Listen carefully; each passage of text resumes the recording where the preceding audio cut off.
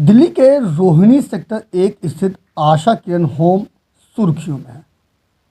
इस आशा किरण होम में बीते जुलाई महीने में 1 दर्जन से ज़्यादा लोगों की मौत का मामला सामने आया है। दरअसल बीते केवल जुलाई महीने में ही मौत का आंकड़ा हैरान और परेशान करने वाला है।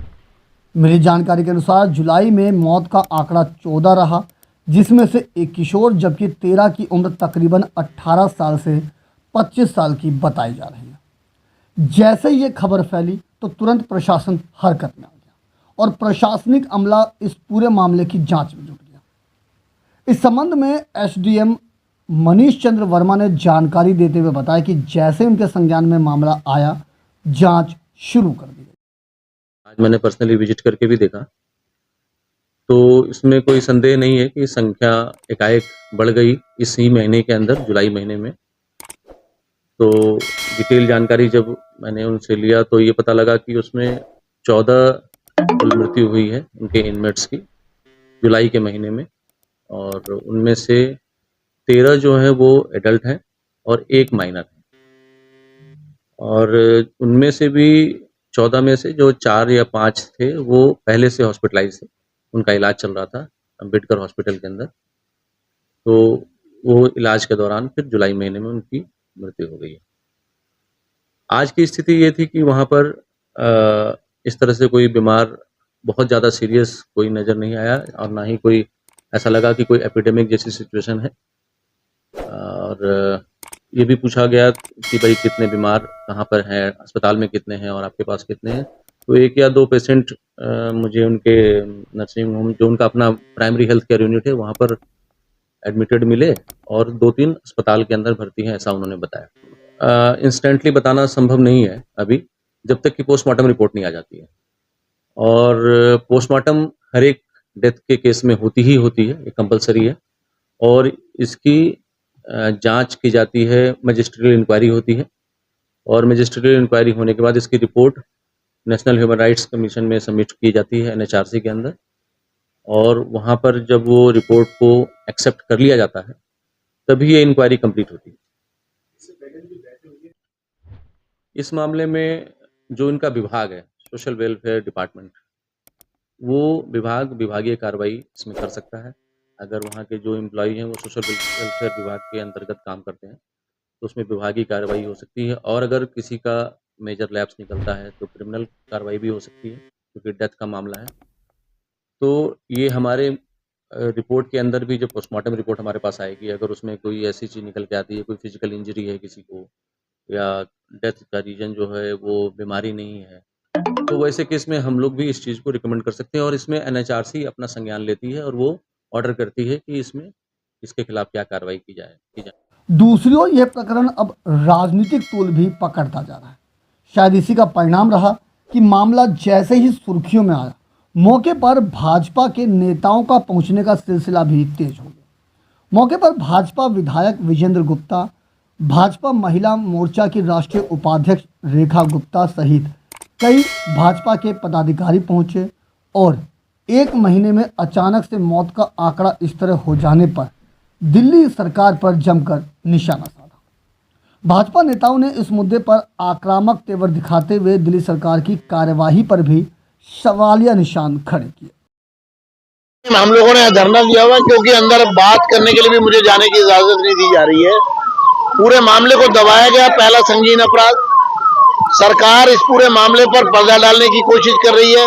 इन युवक युवती और एक माइनर की जो डेथ हुई है कुपोषण के कारण, फूड पॉइजनिंग के कारण और तमाम तरह की कुव्यवस्था के कारण, लापरवाही के कारण यहाँ लगातार मौतें हो रही हैं और अभी कितनी और मौतों का इंतजार है, क्योंकि पूरे मामले को दबाने की कोशिश की जा रही है। और ये आशा किरण पर लगातार जो दुर्घटनाएं हो रही है, जो मृत्यु हो रही है, उसके लिए सीधे तौर पर प्रशासनिक व्यवस्थाओं में कमी इसका एक बड़ा कारण है। केजरीवाल जी की सरकार की लापरवाही, और ये मैं कहूँगा ये मौत नहीं है, ये हत्या है। ये सब मासूम बच्चे जिनके विशेष स्पेशल चाइल्ड के रूप में वो यहाँ पर रह रहे हैं और उनके माता पिता ये मान करके, उनके परिवार के सदस्य मान करके कि उनका सही प्रकार से भरण पोषण यहाँ हो रहा है, लेकिन वास्तविकता में तो उनकी जान जा रही है। बच्चों को देखभाल के नाम पे रखा जाता है। सरकारी संस्थान जहां पे पिछले एक महीने में जुलाई माह में 27 लोगों की मौत हुई और इन 27 लोगों की मौत ने पूरे मतलब इस साल में 27 लोगों की 2024 में 27 लोगों की मौत होना, जुलाई में अभी 17 लोगों की मौत की खबर हमारे पास है। और क्या कारण है? वो बेचारे बच्चे जो बेसहारा हैं, जो अपंग हैं, विकलांग हैं, दिव्यांग हैं, उन बच्चों को क्या ऐसा हो रहा है अंदर इन चार दीवारी के अंदर, जिसके कारण से लगातार उन बच्चों की मौत हो रही है। ये जानने के लिए आज हम अपने इस क्षेत्र के इंचार्ज भाई सत्यनारायण गौतम जी, हमारे भाई मनीष चौधरी जी, हम सभी सामाजिक लोग यहाँ पे इकट्ठे हुए हैं और जानना चाहते हैं कि अंदर आशा किरण नाम की इस बिल्डिंग के अंदर जो सैकड़ों बच्चे उनकी देखभाल के नाम पे यहाँ रहते हैं, उनके साथ में प्रशासन ऐसा क्या कर रहा है जो एक के बाद एक वो मौतें हो रही हैं।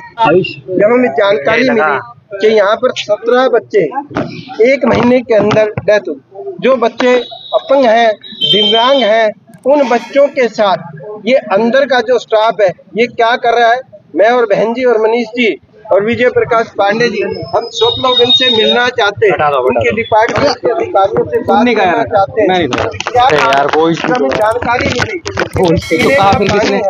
जो सोच जल से नल आना चाहिए वो नहीं आ रहा, टैंकर के माध्यम से यहाँ पानी पहले डिसाइड कर लो एरिया है, इस रोहनिक एरिया के अंदर पानी की व्यवस्था सुचारू रूप से हमारा यहाँ पर जल संयंत्र है, लेकिन फिर भी पानी यहाँ पर टैंकर के माध्यम से पानी आता है, जिससे डायरिया के कारण जो बच्चे मर रहे हैं।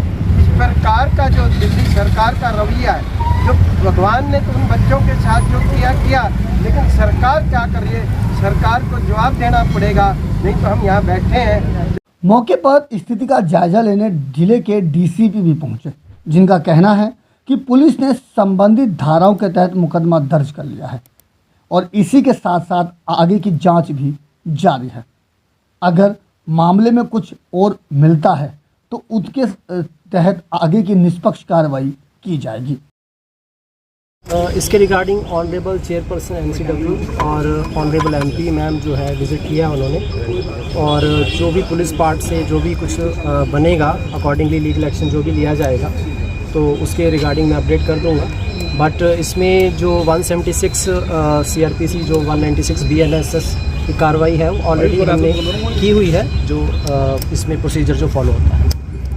अभी जो हमारा जो प्रोसीजर होता है जिसमें कि जो मजिस्ट्रियल इंक्वेस्ट का प्रोसीजर होता है जो पुलिस के द्वारा ऑलरेडी कंडक्ट जो जितने भी केसेस हैं उसमें हो चुका है, और उसमें जो भी कोई with respect to medical report या पोस्टमार्टम या फोरेंसिक की जो भी रिपोर्ट आती है अकॉर्डिंगली जो भी मजिस्ट्रियल इंक्वायरी में सामने आता है, जो भी हमें डायरेक्शंस मिलती हैं from the magistrate side, we take action accordingly. In 196 जो बीएनएसएस है, 176 सीआरपीसी की जो होती है वो इंक्वेस्ट प्रोसीडिंग्स वो इन केसेस में वो कंडक्ट की जाती है। इन सभी वहीं इस मामले में दिल्ली महिला आयोग की अध्यक्ष रही स्वाति मालीवाल भी मौके पर पहुंची।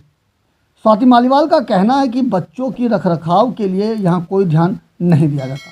गर्मी बहुत ज़्यादा है, कीड़े मकोड़े भी हैं, बच्चों को इन्हीं के बीच रहना और सोना पड़ता है, जो कि बिल्कुल अमानवीय है। बार बार लड़कियों की रिपोर्ट्स में लिखा है कि मैल न्यूट्रिशन तक हुआ है। 2 लड़कियां हैं गीता और श्रुति, उनकी फाइल्स में साफ लिखा हुआ है कि मैल न्यूट्रिशन की वो शिकार थी।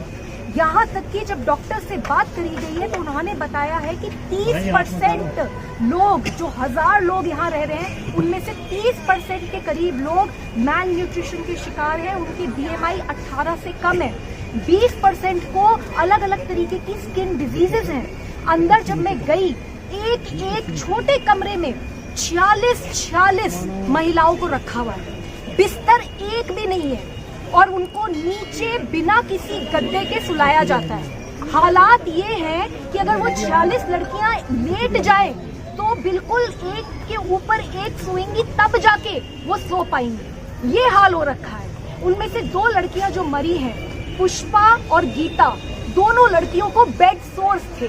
उनकी जो फाइल पढ़ी है मैंने, उसमें साफ डॉक्टर ने लिखा हुआ है कि ये पर्सनल हाइजीन किसके नेग्लिजेंस से हो रहा है, क्यों ये नेग्लिजेंस हुई, बेड सोर्स होने का क्या मतलब है। ये हालात हो रखे हैं। इतनी गर्मी है अंदर, इंसान खड़ा नहीं हो पा रहा। जो एडमिनिस्ट्रेटिव ऑफिस है वहां पे एसी लगा हुआ है, लेकिन जहां लड़कियों को रखा हुआ है और 200-300 लड़कियां यहाँ पे हैं, महिलाएं हैं यहाँ पे, उनके लिए एक भी एसी नहीं लगा हुआ।